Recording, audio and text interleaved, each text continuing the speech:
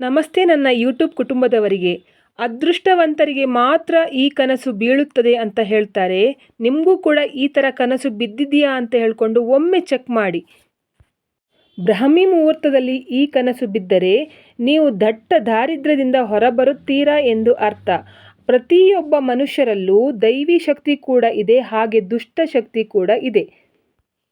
ನಿಮಗೆ ಬೀಳುವಂತಹ ಕನಸು ಯಾವ ರೀತಿ ಕೆಲಸ ಮಾಡ್ತದೆ ಅಂತ ಹೇಳಿದರೆ, ನಿಮಗೆ ಮುಂದೆ ಆಗುವ ಅಂದರೆ ನಿಮಗೆ ಮುಂದೆ ಏನಾಗುತ್ತೆ ನೋಡಿ ಅದರ ಸೂಚನೆಯನ್ನು ಕೊಡ್ತದೆ. ಕೆಲವರಿಗೆ ಕೆಲವೊಂದು ಕನಸು ಹೋದ ಜನ ಅಂದರೆ ಪುನರ್ಜನ್ಮದ ಕನಸು ಕೂಡ ಆಗಿರ್ತದೆ. ಆ ಕಾರಣದಿಂದ ನಾನು ಕೆಲವೊಂದು ಮಾಹಿತಿಯನ್ನು ನೀಡ್ತಾ ಹೋಗ್ತೇನೆ. ಆ ತರಹದ ಕನಸು ನಿಮಗೆ ಬಿದ್ದಿದೆಯಾ ಅಂತ ಹೇಳ್ಕೊಂಡು ಒಮ್ಮೆ ಚೆಕ್ ಮಾಡಿ. ಈ ಕನಸು ಯಾವ ಸಮಯದಲ್ಲಿ ನಿಮಗೆ ಬರ್ತದೆ ಅಂತ ಹೇಳಿದರೆ, ಬ್ರಾಹ್ಮಿ ಮುಹೂರ್ತದಲ್ಲಿ ಈ ಕನಸುಗಳು ನಿಮಗೆ ಬೀಳ್ತದೆ. ಅಂದರೆ ಬೆಳಗ್ಗಿನ ಜಾವ 3:30ಯಿಂದ 5:30 ಒಳಗೆ, ಬೆಳಗ್ಗಿನ 5:30 ಒಳಗೆ ಸೂರ್ಯ ಉದಯ ಆಗುವುದಕ್ಕಿಂತ ಮುಂಚೆ ಬೀಳ್ತದೆ ನೋಡಿ ಕನಸು. ಆ ಕನಸು ಸತ್ಯವಾಗುತ್ತೆ. ದೇವರು ಮುಂದೆ ನಿಮಗೆ ಒಳ್ಳೆಯದಾಗ್ತದಾ ಕೆಡುಕಾಗ್ತದ ಅಂತ ಹೇಳ್ಕೊಂಡು ಸೂಚನೆ ಕೊಡ್ತಾರೆ ಅಂತ ಹೇಳ್ತಾರೆ. ಇವಾಗ ನಾನು ಕನಸಿನ ಬಗ್ಗೆ ಒಂದೊಂದೇ ಮಾಹಿತಿಯನ್ನು ನೀಡ್ತಾ ಹೋಗ್ತೇನೆ. ನೀವು ಲಾಸ್ಟ್ವರೆಗೆ ವಿಡಿಯೋ ನೋಡಿ. ನಿಮಗೆ ಯಾವ ಕನಸು ಬಿದ್ದಿದೆ ಅಂತ ಹೇಳ್ಕೊಂಡು ಕಮೆಂಟ್ ಮಾಡಿ ಹೇಳಿ. ಇವಾಗ ಮೊದಲನೇದಾಗಿ ನೋಡೋದಾದರೆ ಮುತ್ತೈದೆ ಹೆಂಗಸರು, ಆಯಿತಾ. ಮುತ್ತೈದೆ ಹೆಂಗಸರು ಪದೇ ಪದೇ ನಿಮ್ಮ ಕನಸಿನಲ್ಲಿ ಬರ್ತಾ ಇದ್ದಾರೆ ಅಂತ ಹೇಳಿದರೆ ಅದರ ಅರ್ಥ ಏನಪ್ಪ ಅಂದರೆ, ನೀವು ಯಾವುದೋ ದೇವಿಗೆ ಹರಕೆ ಮಾಡಿದ್ದೀರಾ. ನೀವಾಗಿರಬಹುದು ಅಥವಾ ನಿಮ್ಮ ಅಪ್ಪ ಅಮ್ಮ ಆಗಿರಬಹುದು. ಅದು ನಿಮಗೆ ಗೊತ್ತಿದ್ದೋ ಗೊತ್ತಿಲ್ಲದೆ ಆ ಹರಕೆ ಮರೆತು ಹೋಗಿ ಉಂಟಲ್ಲ, ಆ ಹರಕೆಯನ್ನು ನೀವು ತೀರಿಸದೇ ಇರ್ತೀರ. ಆ ಕಾರಣದಿಂದ ಮುತ್ತೈದೆ ಹೆಂಗಸು ಅಂದರೆ ನಿಮಗೆ ಹರಕೆ ಬಾಕಿ ಉಂಟು, ಯಾವುದೋ ದೇವರಿಗೆ ಹರಕೆ ಮಾಡಿದ್ದೀರಾ, ಆ ಹರಕೆ ಬಾಕಿ ಉಂಟು ಅಂತ ಹೇಳ್ಕೊಂಡು ಸೂಚನೆ ಕೊಡಲಿಕ್ಕೋಸ್ಕರ ಹರಕೆಯನ್ನು ಬೇಗ ತೀರಿಸಿ ಅಂತ ಹೇಳುವುದಕ್ಕೆ ಕಾರಣಕ್ಕೋಸ್ಕರ ಮುತ್ತೈದೆ ಹೆಂಗಸರು ಕನಸಿನಲ್ಲಿ ಬರ್ತಾರೆ. ಈ ಥರ ಕನಸು ನಿಮಗೆ ಒಂದು ವೇಳೆ ಬೀಳ್ತಾ ಇದ್ದರೆ ನೀವು ನೆನಪು ಮಾಡ್ಕೊಳ್ಬೇಕು. ಏನಂತ ಹೇಳಿದರೆ, ಯಾವುದಾದರೂ ದೇವಿಗೆ ನೀವು ಅಥವಾ ನಿಮ್ಮ ಹಿರಿಯರು ಏನಾದರೂ ಹರಕೆ ಮಾಡಿಕೊಂಡು ಅದನ್ನು ಮರೆತಿದ್ದೀರಾ ಅಂತ ಹೇಳ್ಕೊಂಡು ಒಮ್ಮೆ ಚೆಕ್ ಮಾಡಿ. ಅದನ್ನು ಮರೆತಿದ್ದರೆ ದಯವಿಟ್ಟು ಯಾವ ದೇವರಿಗೆ ನೀವು ಯಾವ ಹರಕೆಯನ್ನು ಮರೆತಿದ್ದೀರ ನೋಡಿ ಅದನ್ನು ಮಾಡಿಕೊಂಡು ಬನ್ನಿ. ಅದರ ನಂತರ ನಿಮಗೆ ಈ ಥರ ಕನಸು ಬೀಳುವುದು ತಪ್ಪುತ್ತದೆ. ಇವಾಗ ಎರಡನೇ ಕನಸು ಏನಂತ ಹೇಳಿದರೆ, ದೇವರಿಗೆ ಮಡಿಲಕ್ಕಿ ತುಂಬುವಂತಹ ಕನಸು ಬಿದ್ದರೆ. ಮಡಿಲಕ್ಕಿ ಅಂತ ಹೇಳಿದರೆ ಗೊತ್ತುಂಟಲ್ಲ, ಈಗ ಮುತ್ತೈದೆ ಹೆಂಗಸರು ಮನೆಗೆ ಬಂದಿರ ಹೇಗೆ ನೋಡಿ ಮಡಿಲಕ್ಕಿ ತುಂಬಿಸಿ ಅರಶಿನ ಕುಂಕುಮ, ತೆಂಗಿನಕಾಯಿ, ಬಾಳೆಹಣ್ಣು, ಹೂವು, ಬಳೆ ಈ ಥರದ್ದೆಲ್ಲ ಇತ್ಯಾದಿಗಳನ್ನೆಲ್ಲ ಕೊಟ್ಟು ಹೇಗೆ ಕೊಡ್ತೀರ ನೋಡಿ, ಅದೇ ರೀತಿ ನಿಮಗೆ ದೇವರಿಗೆ ಕೊಡುವ ಕನಸು ಬಿದ್ದರೆ ಉಂಟಲ್ಲ ತುಂಬ ಒಳ್ಳೆಯದು ಅಂತ ಹೇಳ್ತಾರೆ. ಈ ಥರ ನಿಮಗೆ ಕನಸು ಬಿದ್ದರೆ ಅಂದರೆ ದೇವರಿಗೆ ಮಡಲಕ್ಕಿ ತುಂಬುವಂತಹ ಕನಸು ಬಿದ್ದರೆ ನಿಮ್ಮ ಮನೆಯಲ್ಲಿ ಆದಷ್ಟು ಬೇಗ ಶುಭ ಕಾರ್ಯಗಳು ನಡೆಯುತ್ತದೆ ಅಂತ ಹೇಳ್ಕೊಂಡು ಅರ್ಥ. ಅದು ಯಾವುದೇ ವಿಷಯದ ಶುಭ ಕಾರ್ಯ ಆಗಿರಬಹುದು, ಯಾವುದಾದರೂ ಒಂದು ವಿಷಯದಲ್ಲಿ ಶುಭ ಕಾರ್ಯ ನಡೆಯುತ್ತದೆ ಅಂತ ಹೇಳ್ಕೊಂಡು ಅರ್ಥ. ಇವಾಗ ಮೂರನೇ ಕನಸು ಯಾವುದು ಅಂತ ಹೇಳಿದರೆ, ಯಾವುದಾದರೂ ಒಂದು ಹೆಂಗಸು ತುಂಬಿದ ಬಿಂದಿಗೆಯಲ್ಲಿ ಹಾಲು ತೆಗೆದುಕೊಂಡು ಬರುವ ಕನಸು ಅಥವಾ ತುಂಬಿದ ಬಿಂದಿಗೆಯಲ್ಲಿ ಹಾಲನ್ನು ನೋಡುವ ಕನಸು ಬಿದ್ದರೆ ಕೂಡ ನಿಮಗೆ ತುಂಬ ಒಳ್ಳೆಯದು ಅಂತ ಹೇಳ್ತಾರೆ. ಮಹಾಲಕ್ಷ್ಮಿ ನಿಮ್ಮ ಮನೆಗೆ ಬರುವ ಸೂಚನೆ ಎಂದು. ಹಾಲು ಮಹಾಲಕ್ಷ್ಮಿಯ ಸಂಕೇತ. ಆ ಕಾರಣದಿಂದ ತುಂಬಿದ ಬಿಂದಿಗೆ ಅಂದರೆ ಬಿಂದಿಗೆ ಕೂಡ ಕುಬೇರನ ಸಂಕೇತವಾಗಿದೆ. ಆ ಕಾರಣದಿಂದ ಬಿಂದಿಗೆಯಲ್ಲಿ ಹಾಲು ಇರುವ ಕನಸು ಬಿದ್ದರೆ ತುಂಬ ಶ್ರೇಷ್ಠ. ಮಹಾಲಕ್ಷ್ಮಿ ಆದಷ್ಟು ಬೇಗ ನಿಮ್ಮ ಮನೆಗೆ ಬರ್ತಾಳೆ ಅಂತ ಹೇಳ್ಕೊಂಡು. ಒಂದು ವೇಳೆ ಖಾಲಿ ಬಿಂದಿಗೆ, ಆಯಿತಾ, ಖಾಲಿ ಬಿಂದಿಗೆ ಇರುವ ಕನಸು ಬಿದ್ದರೆ ಉಂಟಲ್ಲ ಅದು ಒಳ್ಳೆಯದಲ್ಲ. ಮನೆಯಿಂದ ಮಹಾಲಕ್ಷ್ಮಿ ಹೊರಗಡೆ ಹೋಗುತ್ತಾಳೆ ಎನ್ನುವ ಸಂಕೇತ ಆಗಿರ್ತದೆ. ಇವಾಗ ನಾಲ್ಕನೇದು ಏನಂತ ಹೇಳಿದರೆ, 5 ಫಲದ ಜೊತೆಗೆ ಅಂದರೆ 5 ಬಗೆಯ ಹಣ್ಣಿನ ಜೊತೆಗೆ ಹೂವು ಇರುವ ಕನಸು ಬಿದ್ದರೆ ಅದು ಕೂಡ ಮಹಾಲಕ್ಷ್ಮಿ ನಿಮ್ಮ ಮನೆಗೆ ಸಮೃದ್ಧಿಯಾಗಿ ಬರ್ತಾಳೆ ಅಂತ ಹೇಳ್ಕೊಂಡು ಅರ್ಥ, ಆಯಿತಾ. ನಿಮಗೆ 5 ಬಗೆಯ ಹಣ್ಣು ಅದರ ಜೊತೆಗೆ ಹೂವು ಇರುವ ಕನಸು ಬಂದರೆ ತುಂಬ ಒಳ್ಳೆಯದು.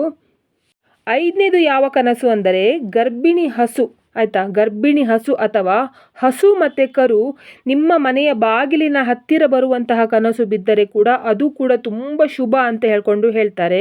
ಈ ಥರ ಕನಸು ಬಿದ್ದರೆ ನಿಮ್ಮ ಮನೆಯಲ್ಲಿ ಆದಷ್ಟು ಬೇಗ ಮಹಾಲಕ್ಷ್ಮಿ ಬಂದು ನೆಲೆಸ್ತಾಳೆ.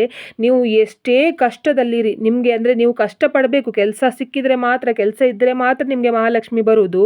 ನೀವು ಕೆಲವರಿಗೆ ಏನಾಗುತ್ತೆ ಅಂತ ಹೇಳಿದರೆ, ಎಷ್ಟು ಕಷ್ಟಪಟ್ಟರೂ ಕೂಡ ನಿಮ್ಮ ಹತ್ರ ಹಣ ಉಳಿತಾಯ ಇಲ್ಲ, ಬೆಳಿಗ್ಗೆಯಿಂದ ಸಾಯಂಕಾಲ ತನಕ ನಾವು ದುಡಿತೇವೆ ಆದರೂ ಕೂಡ ನಮಗೆ ಹಣ ನಿಲ್ಲುವುದಿಲ್ಲ ಅಂತ ಹೇಳುವವರು, ಒಂದು ವೇಳೆ ನಿಮ್ಮ ಕನಸಿನಲ್ಲಿ ಗರ್ಭಿಣಿ ಹಸು ಅಥವಾ ಹಸು ಮತ್ತು ಕರು ಒಟ್ಟಿಗೆ ನಿಮ್ಮ ಮನೆಯ ಬಾಗಿಲಿಗೆ ಬರುವ ಕನಸು ಬಿದ್ದರೆ ಮಾತ್ರ ನೀವು 100% ನಿಮಗೆ ಮುಂದೆ ಒಳ್ಳೆಯದಾಗ್ತದೆ ಅಂತ ಹೇಳ್ಕೊಂಡು ಅರ್ಥ. ಅದೇ ರೀತಿಯಲ್ಲಿ ಮನೆ ದೇವರು ಕೂಡ ಹಾಗೆ. 6ನೇದು ಮನೆ ದೇವರು ಉಂಟಲ್ಲ, ನಿಮ್ಮ ಕನಸಿನಲ್ಲಿ ಬಂದರೆ ಕೂಡ ತುಂಬ ಒಳ್ಳೆಯದು ಅಂತ ಹೇಳ್ಕೊಂಡು ಹೇಳ್ತಾರೆ. ಮನೆ ದೇವರ ಆಶೀರ್ವಾದ ನಿಮ್ಮ ಮೇಲೆ ಸದಾ ಇದೆ ಅಂತ ಹೇಳ್ಕೊಂಡು ಇದರ ಅರ್ಥ. ಆ ಕಾರಣದಿಂದ ಒಂದು ವೇಳೆ ನಿಮಗೆ ಕನಸಿನಲ್ಲಿ ಮನೆ ದೇವರು ಬಂದರೆ ನೀವೇನು ಮಾಡಿ ಅಂತ ಹೇಳಿದರೆ, ಆದಷ್ಟು ಬೇಗನೆ ಮನೆ ದೇವರಿಗೆ ಹೋಗಿ ಬನ್ನಿ ಅಂತ. ಅಂದರೆ ನಿಮಗೆ ಯಾವ ದೇವಸ್ಥಾನ ಉಂಟು, ಯಾವುದು ಮನೆ ದೇವರು ಉಂಟು ನೋಡಿ, ಆ ದೇವಸ್ಥಾನಕ್ಕೆ ಒಮ್ಮೆ ಭೇಟಿ ನೀಡಿ ಬನ್ನಿ. ಇವಾಗ 7ನೇದು ಯಾವ ಥರ ಕನಸು ಬಿದ್ದರೆ ಉತ್ತಮ ಅಂತ ಹೇಳಿದರೆ, 5 ಜನ ಮುತ್ತೈದೆ ಹೆಂಗಸರು ನಿಮ್ಮ ಮನೆಗೆ ಬಂದರೆ ತುಂಬ ಒಳ್ಳೆಯದು. ಆ ಥರ ಕನಸು ಬಿದ್ದರೆ ಒಟ್ಟು 5 ಜನ ಹೆಂಗಸರು, ಆದರೆ ಒಂದು ಹೆಂಗಸು ಮುತ್ತೈದೆ ಹೆಂಗಸು ಅಲ್ಲ, ಹೀಗೆ ಒಂದೇ ಹೆಂಗಸು ನಿಮ್ಮ ಮನೆಗೆ ಬರುವಂತಹ ಕನಸು ಬಿದ್ದರೆ ಅದು ಒಳ್ಳೆಯದಲ್ಲ ಅಂತ ಹೇಳ್ಕೊಂಡು ಹೇಳ್ತಾರೆ. ಒಂದು ವೇಳೆ ನಿಮ್ಮ ಮನೆಗೆ ಯಾವುದಾದರೂ ಒಂದು ಹೆಂಗಸು ನಿಮ್ಮ ಮನೆಗೆ ಬರ್ತಾ ಇದೆ, ಅಥವಾ ಯಾವುದಾದರೂ ಹೆಂಗಸು ನಿಮ್ಮ ಮನೆಗೆ ಬಂದು ಕಣ್ಣೀರು ಹಾಕುತ್ತಿರುವ ಕನಸು ಎಲ್ಲ ಬಿದ್ದರೆ ಉಂಟಲ್ಲ, ಆದಷ್ಟು ನೀವು ದುರ್ಗೆ ದೇವಸ್ಥಾನಕ್ಕೆ ಹೋಗಿ ಬಂದರೆ ಒಳ್ಳೆಯದು ಅಂತ ಹೇಳ್ಕೊಂಡು ಹೇಳ್ತೇನೆ. 5 ಜನ ಹೆಂಗಸರು ಮುತ್ತೈದೆ ಹೆಂಗಸರು ನಿಮ್ಮ ಮನೆಗೆ ಬಂದರೆ ಮಹಾಲಕ್ಷ್ಮಿ ನಿಮ್ಮ ಮನೆಗೆ ಬರ್ತಾಳೆ ಅಂತ ಹೇಳ್ಕೊಂಡು ಅದು ಸೂಚನೆ. ಇವಾಗ ಕೆಲವರಿಗೆ ಏನಾಗುತ್ತಂತ ಹೇಳಿದರೆ, ಕನಸು ಬೀಳ್ತದೆ, ಬೆಳಿಗ್ಗೆ ಆಗುವಾಗ ಯಾವ ಕನಸು ಅಂತ ಹೇಳ್ಕೊಂಡು ಅದು ಮರೆತು ಹೋಗ್ತದೆ. ರಾತ್ರಿ ಎಲ್ಲ ಚೆನ್ನಾಗಿ ಕನಸು ಬಿದ್ದಿರ್ತದೆ, ಬೆಳಿಗ್ಗೆ ಆಗುವಾಗ ಆ ಕನಸು ಯಾವುದು ಅಂತ ಹೇಳ್ಕೊಂಡೇ ಮರೆತು ಹೋಗಿರ್ತಾರೆ. ಆ ಥರದ ಕನಸು ಬಿದ್ದರೆ ಅದು ನಿಮ್ಮದು ಈ ಜನ್ಮದ ಕನಸು ಅಲ್ಲ, ನೀವು ಪೂರ್ವ ಜನ್ಮದ ಕನಸು ಅಂತ ಹೇಳ್ಕೊಂಡು ಹೇಳ್ತಾರೆ. ನೀವು ಹಿಂದಿನ ಜನ್ಮದಲ್ಲಿ ಏನಾಗಿದ್ದೀರ ನೋಡಿ, ಅದು ಕನಸಿನ ರೂಪದಲ್ಲಿ ಬರ್ತಾ ಇರುತ್ತೆ ಅಂತ ಹೇಳ್ಕೊಂಡು ಹೇಳ್ತಾರೆ. ಆ ಕಾರಣದಿಂದ ನಿಮಗೆ ಕನಸು ಬೆಳಿಗ್ಗೆ ಬಿದ್ದು ಎದ್ದ ಕೂಡಲೇ ನಿಮಗೆ ಅದೆಲ್ಲ ಮರೆತು ಹೋಗ್ತದೆ ಅಂತ ಹೇಳ್ಕೊಂಡಾದರೆ ಅದು ಈ ಜನ್ಮದ ಕನಸು ಅಲ್ಲ, ಹೋದ ಜನ್ಮದ ಕನಸು ಆಗಿರುತ್ತೆ. ಇವಾಗ 9ನೇದು ಏನಂತ ಹೇಳಿದರೆ, ನಿಮಗೆ ದೇವರ ಹುಂಡಿಗೆ ಹಣ ಹಾಕುವಂತಹ ಕನಸು ಬಿದ್ದರೆ ಒಳ್ಳೆಯದನ್ನು ಕೂಡ ಸೂಚನೆ ಕೊಡ್ತದೆ, ಅದೇ ರೀತಿ ಕೆಟ್ಟದನ್ನು ಕೂಡ ಸೂಚನೆ ಕೊಡ್ತದೆ.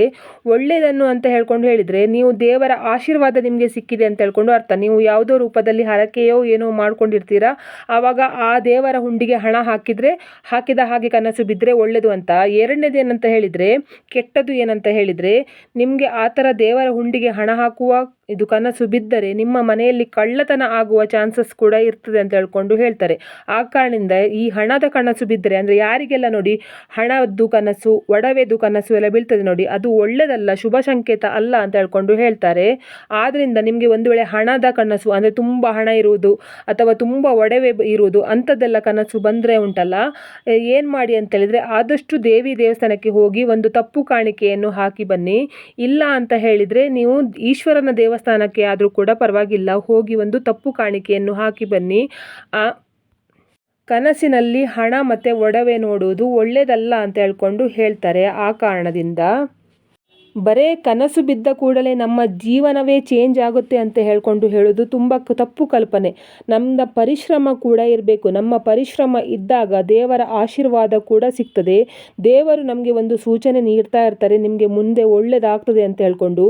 ಈ ಥರ ಕನಸು ಬಂದಾಗ ನೀವು ಏನು ಮಾಡಬೇಕು ಅಂತ ಹೇಳಿದರೆ, ಆದಷ್ಟು ನೀವು ಯಾವ ಕೆಲಸವನ್ನು ಮಾಡ್ತಿದ್ದೀರಾ ನೋಡಿ, ಆ ಕೆಲಸದಲ್ಲಿ ನಿಮ್ಮದು 100% ಕೊಡಲಿಕ್ಕೆ ಟ್ರೈ ಮಾಡಿ, ಆಯಿತಾ. ಆಗ ನಿಮಗೆ ಏನಾಗುತ್ತಂತ ಹೇಳಿದರೆ, ನೀವು ಮಾಡುವ ಕೆಲಸದಲ್ಲಿ ಮುಂದೆ ಬರಲು ದೇವರು ಸಹಾಯ ಮಾಡ್ತಾರೆ. ನಾನು ಏನು ಕೆಲಸ ಮಾಡೋದಿಲ್ಲ, ಕನಸು ಮಾತ್ರ ಬೀಳ್ತಾ ಇದೆ ಅಂತ ಹೇಳ್ಕೊಂಡಿದ್ರೆ ಏನೂ ಕೂಡ ಪ್ರಯೋಜನ ಇಲ್ಲ. ನಿಮಗೆ ಒಳ್ಳೆಯದಾಗಬೇಕು ಅಂತ ಹೇಳ್ಕೊಂಡು ದೇವರು ಸೂಚನೆ ಕೊಡ್ತಾ ಇರಬೇಕಾದ್ರೆ ನಾವು ಅದಕ್ಕೆ ತಕ್ಕಂತೆ ಕೆಲಸ ಕೂಡ ಮಾಡಬೇಕು. ಸುಮ್ಮನೆ ಕೂತು ತಿಂದರೆ ಉಂಟಲ್ಲ, ನಮಗೆ ಎಲ್ಲಿಂದ ಕೂಡ ಹಣ ಬರೋದಿಲ್ಲ. ನಮ್ಮ ಪರಿಶ್ರಮ ಕೂಡ ಬೇಕು ಅಂತ ಹೇಳ್ಕೊಂಡು ಹೇಳ್ತಾ ಇದ್ದೇನೆ. ಇವತ್ತಿನ ವಿಡಿಯೋ ಯಾರೆಲ್ಲ ನೋಡಿದ್ದೀರಾ ಅಥವಾ ನೋಡಲಿಲ್ಲ, ಎಲ್ಲರಿಗೂ ಕೂಡ ದೇವರು ಒಳ್ಳೇದು ಮಾಡಲಿ ಅಂತ ನಾನು ಕೂಡ ದೇವರಲ್ಲಿ ಬೇಡ್ಕೊಳ್ತೇನೆ. ನಿಮಗೆ ಒಳ್ಳೆ ಕನಸು ಬಿದ್ದು ಆ ಕನಸಲ್ಲಿ ನಿಮ್ಮ ನನಸಾಗಲಿ ಅಂತ ಹೇಳ್ಕೊಂಡು ನಾನು ಕೂಡ ದೇವರಲ್ಲಿ ಬೇಡ್ಕೊಳ್ತಿದ್ದೇನೆ. ಎಲ್ಲರಿಗೂ ಒಳ್ಳೆಯದಾಗಲಿ.